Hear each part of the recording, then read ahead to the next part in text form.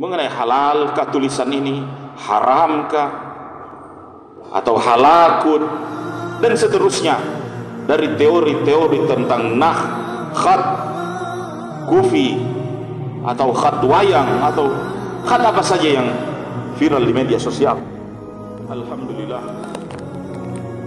Alhamdulillahilladzi nahmaduhu wa nasta'inuhu wa nastaghfiruhu wa nastahdihi wa na'udzu billahi min syururi anfusina wa min sayyiati a'malina. May yahdihillahu fala mudilla lahu wa may yudlilhu fala hadiya lahu. Wa asyhadu an la ilaha illallah wahdahu la syarika lahu wa asyhadu anna Muhammadan abduhu wa rasuluhu la nabiyya ba'dah. Allahumma salli wa sallim ala nabiyyina wa habibina wa qudwatina al-Mustafa Muhammadin sallallahu alaihi wasallam wa ala alihi wa sahbihi ajma'in. Amma ba'du, ya ayyuhalladzina amanu taqullaha haqqa tuqatih wa la tamutunna illa wa antum muslimun. Ya ayuhan nasu taqu rabbakumul ladzi khalaqakum min nafsin wahidah wa khalaqa minha zawjaha wa batha minhuma rijalan katsiran wa nisaa. Wattaqullaha alladzi tasaaluna bihi wal arham innallaha kana 'alaikum raqiba. Ya ayyuhalladzina amanu taqullaha wa qulu qawlan sadida yuslih lakum a'malakum wa yaghfir lakum dhunubakum wa man yuti'illaha wa rasulahu faqad faza fawzan 'azima. Fa inna asdaqal hadithi kitabullah wa khairul hadi hadi Muhammadin sallallahu alaihi wasallam wa syarrul umuri muhdatsatuha wa kullu muhdatsatin bid'ah wa kullu bid'atin dhalalah wa kullu dhalalatin finnar. Amma ba'du, ayyuhal muslimun, jamaah Jumat rahimakumullah, bersyukur dan memuji Allah atas nikmat iman Islam yang tidak bisa diukur dan ditukar dengan nilai apa saja yang ada di dunia ini. Nikmat iman dan Islam yang Allah Ta'ala tidak berikan kepada putra Nuh, ayah Ibrahim, istri Nabi Lut, paman Rasulullah SAW. Iman dan Islam hanya diberikan oleh Allah Ta'ala kepada siapa yang Allah Ta'ala cinta. Walakinna Allah yahdi man yasha. Allah memberi kepada siapa yang Allah inginkan. Maka bersyukur nikmat hidayah, nikmat iman Islam diberikan kepada kita sekalian. Alhamdulillahilladzi hadana li hadza wa ma kunna linahtadiya laula an hadana Allah.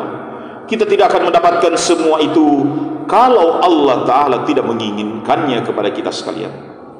Jaga betul nikmat iman Islam tersebut, karena ini wasiat dari Allah Ta'ala dalam Al-Quran, wa la tamutunna illa wa antum muslimun.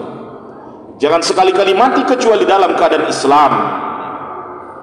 Dan iman kita itu yazidu wa yanqus, bertambah dan berkurang. Nikmat iman dan Islam bertambah dengan ketaatan kepada Allah, wa yanqusu bil ma'siyah, dan akan berkurang dengan maksiat. Wa idza tuliyat alaihim ayatu zadatum imana. Kalau mereka membacakan ayat-ayat kami, bertambah ibadah mereka.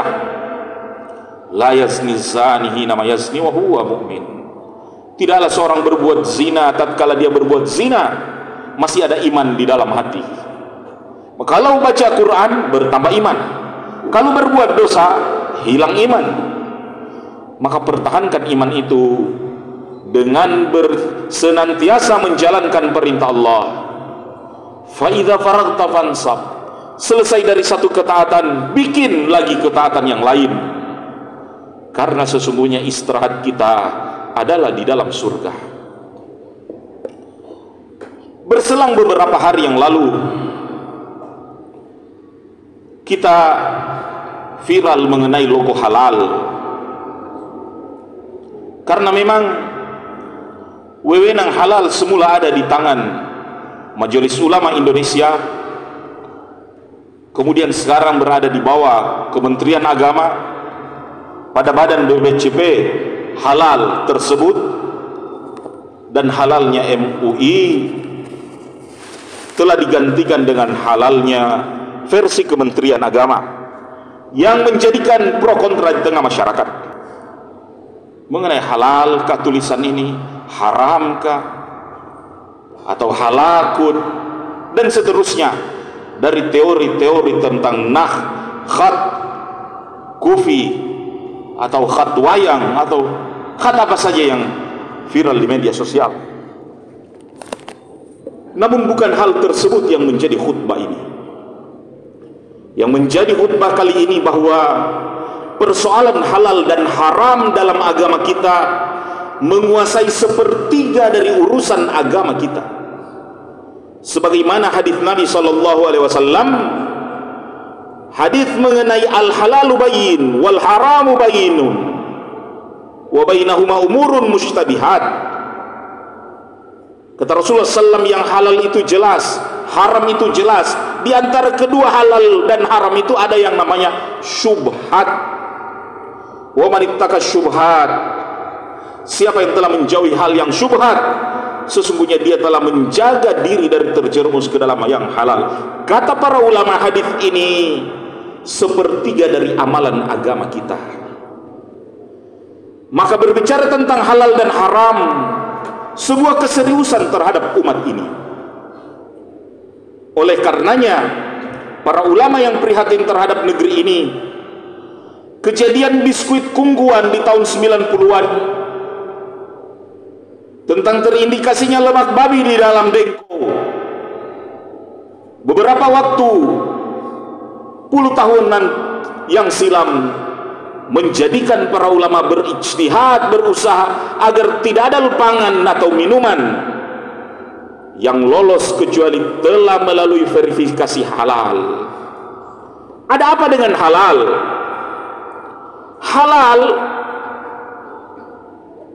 karena lawan daripada haram.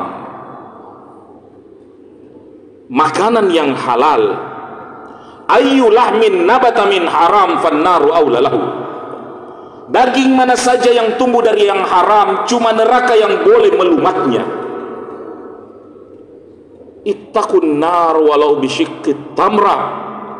Kata Nabi SAW, takutlah terhadap api neraka walaupun dia cuma berbentuk sebesar biji kurma. Maka hal yang haram serius akibat di dalam hidup ini. Banyaknya orang yang tidak peduli terhadap yang halal dan haram ini memang fenomena akhir zaman, fenomena tanda-tanda kerusakan kiamat. Sebelum gunung berpindah, sebelum bintang-bintang berjatuhan, sebelum matahari menggulung, kerusakan yang terjadi di kiamat itu adalah rusaknya dulu manusia. Yang rusak di manusia itu dulu akhlaknya. Kalau manusia sudah rusak akhlak dan maksiat, mulai rusak lingkungannya. Di daratnya, di lautnya, naik terus musimnya, cuacanya, akhirnya kerusakan dan keretakan makin ke angkasa. Dialah akhir dari kiamat itu, kesudahan bintang-bintang dan matahari. Kata Rasulullah sallallahu alaihi wasallam, yati 'alan nasi zamanun, akan datang suatu zaman, mayubali rajulu min aina asabal mal, seorang tidak pusing lagi dari mana dia dapatkan jalan harta, min hillin aw haram, apakah halal cara dia mendapatkan harta ataukah haram. Yang penting baginya adalah pamer, crazy rice, yang ujung-ujungnya hanya crazy, rice-nya tidak ada. Orang hanya peduli kaya. Bagaimana cara mendapatkan kekayaan itu, mereka tidak peduli. Yang penting disebut kaya yang gila, padahal ujung-ujungnya hanya ada gilanya, kayanya adalah bohongan. Jamaah Jumat yang dirahmati Allah Ta'ala, makanan haram punya pengaruh di dalam kehidupan ini. Pengaruh yang pertama, hilangnya barokah, hilangnya keberkahan hidup. Keberkahan hidup itu kebaikan, keberkahan hidup itu hoki, keberkahan hidup itu ketenangan, ketenteraman.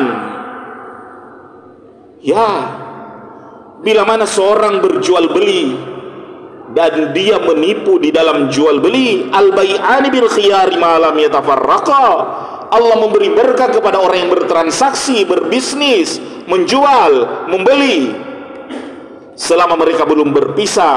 Wa in sadaqa wa bayyana burika lahuma, kalau mereka jujur, kalau mereka transparan dalam transaksi itu, bukan transaksi bohongan, bukan kwitansi bikinan, bukan markup, bukan juga gara-gara hanya untuk menutup laporan akhir tahun. Allah beri berkat terhadap harta tersebut. Namun kata Nabi SAW, wa in katama wa kadzaba muhikat barakatu baihima, kalau mereka berdusta, berbohong, manipulatif dalam jual beli itu, maka Allah hapus berkah dari harta tersebut. Harta haram terhapus berkahnya. Yamhaqullahu riba wa yurbis sadaqah, Allah Ta'ala hapus berkah dari transaksi riba, dan Allah beri keberkahan dari sedekah. Keburukan yang lain daripada haram atau makanan yang haram, doa tidak akan diijabah. Kalau doa sudah tidak dijawab, semua pemberian Allah itu ada di dalam khizanah, ada di dalam lemari.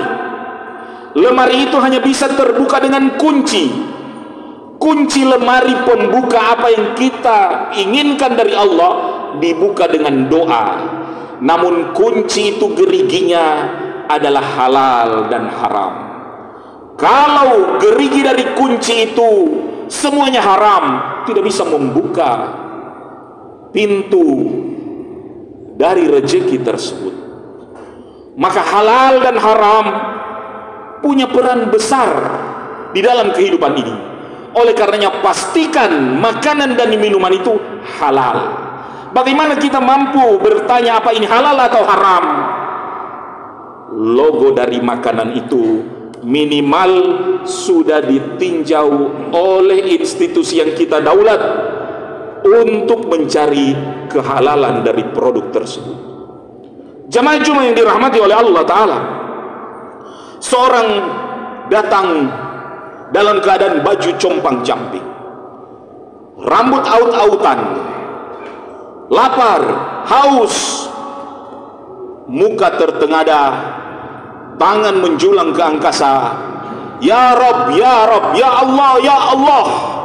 Namun kata Nabi, fa anna yustajabu lahu du'a, bagaimana Allah mau menjawab doanya ini? Kasihan. Kenapa?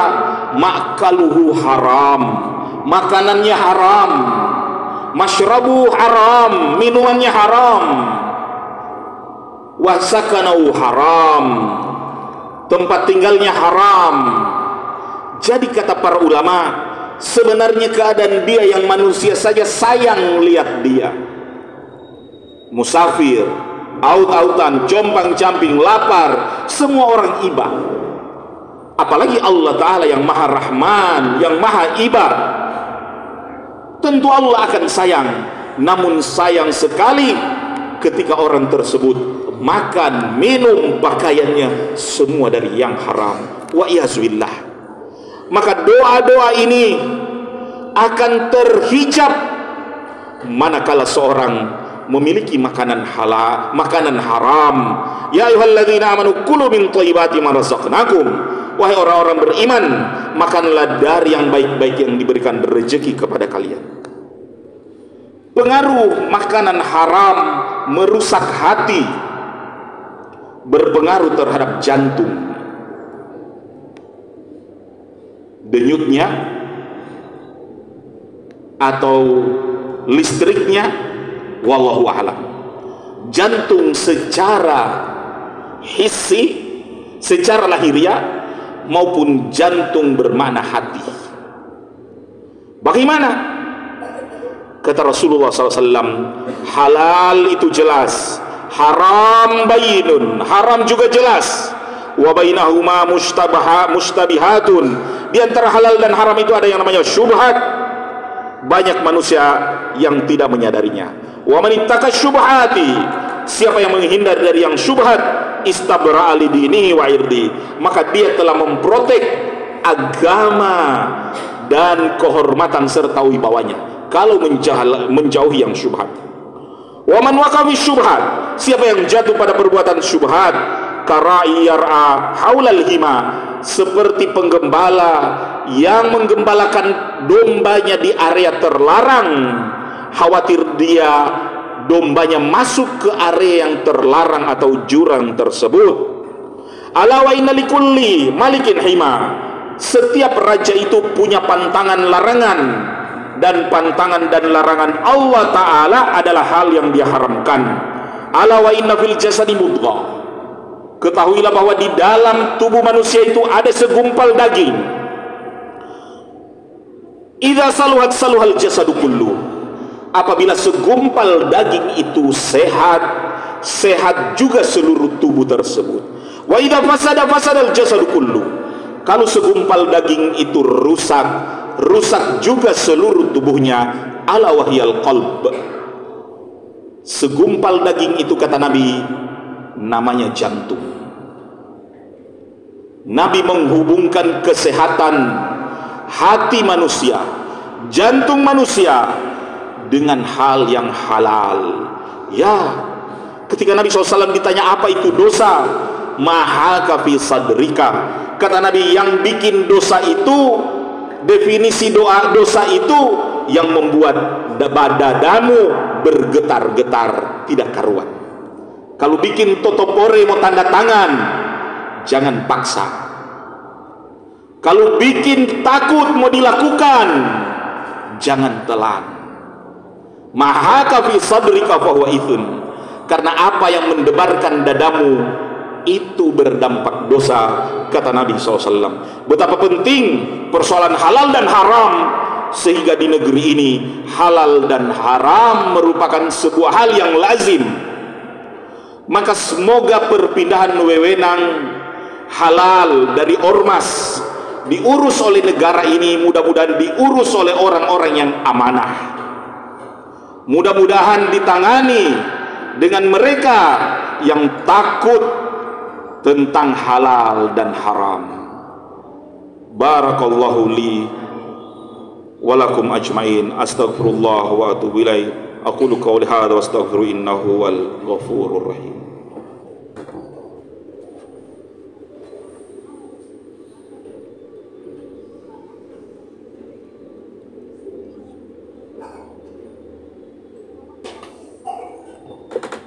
Alhamdulillah, alhamdulillahilladzi nahmaduhu wa nasta'inuhu wa nastaghfiruhu wa nastahdihi wa na'udzu billahi min syururi anfusina wa min sayyiati a'malina, may yahdihillahu fala mudilla lahu wa may yudlil fala hadiya lahu. Wa asyhadu an la ilaha illallah wahdahu la syarika lah, wa asyhadu anna Muhammadan abduhu wa rasuluhu la nabiyya ba'da. Amma ba'du, ayyuhal muslimun, jamaah Jumat yang dirahmati Allah, senantiasa bertakwa kepada Allah Ta'ala, bersegera melaksanakan perintahnya dan menjauhi dari semua larangan-larangan Allah. Makanan atau minuman yang halal ataupun haram punya pengaruh terhadap jiwa, punya pengaruh terhadap badan. Memang benar seperti kata aktivis para ahli nutrisi, engkau adalah apa yang engkau makan. Ya, karena innalil hasanan nuran fil qalbi, semua makanan yang halal yang baik itu punya cahaya di dalam hati. Diyaun fil wajh, punya cahaya di muka. Ini perkataan Abdullah bin Abbas. Quwwatun fil badan, kekuatan di badan. Ziyadatun fil rizki, pertambahan di dalam rizki. Mahabbatun fi qulubil khalq, ada cinta kepada Allah di dalam hati. Dan pengaruh yang haram itu hitam di wajah, gelap di dalam hati, lemah di badan, pengurang rezeki, dan murka dari Allah Subhanahu wa ta'ala. Yang membuat seorang gesit beribadah termasuk makanan halal. Oleh karena kita perlu untuk waspada terhadap hal yang haram agar tidak menghalangi kita dari beribadah kepada Allah. Dan orang yang tidak peduli halal dan haram sangat tamak untuk memberi makan kepada kita yang haram. Wa'iyahzubillah. Mereka yang tidak peduli terhadap yang haram. Apa yang haram? Allah haramkan di dalam Al-Quran tentang hurrimat alaikumul maitatu waddamu walahmul khinzir, diharamkan bagi kalian bangkai, darah, dan babi. Mereka berusaha untuk mencecoki kita agar sampai kepada hewan yang haram itu. Makanya Bapak Pramuka kalau masih hidup, mungkin dia ganti logo kepanduan itu, bukan lagi tunas kelapa atau bunga teratai. Karena hewan yang haram itu tidak ada yang terbuang. Mau ususnya, mau tulangnya dibuat kolagen, mau bulunya dibuat bulu cat. Jangan-jangan juga masjid kita sudah dicat dengan bulu binatang yang haram itu. Sikat gigi kita, sampai yang suka merokok, gelatin ataupun ya DNA darah juga dibuat menyaring daripada asap dan nikotin itu. Bayangkan kalau tidak ada logo halal, bisakah kita mengamankan pangan kita kaum muslimin? Jamaah cuma yang dirahmati oleh Allah Subhanahu wa ta'ala, haram berpengaruh di dalam hidup ini. Oleh karenanya perlu untuk mengedukasi diri kita, anak-anak kita terhadap yang halal. Biasakan anak-anak kita kalau mereka jajan atau membeli hal di warung, di toko atau dimanapun, pastikan halalnya. Sampai air minum sekalipun, perhatikan hanya 30 detik mencari logo halal. Dan orang bertanya, Ustaz, ini air minum mau halal? Ya, air halal, tapi filterisasi dari air itu halal tidak? Artinya filterisasi dari air tersebut menggunakan filter yang halal atau tidak?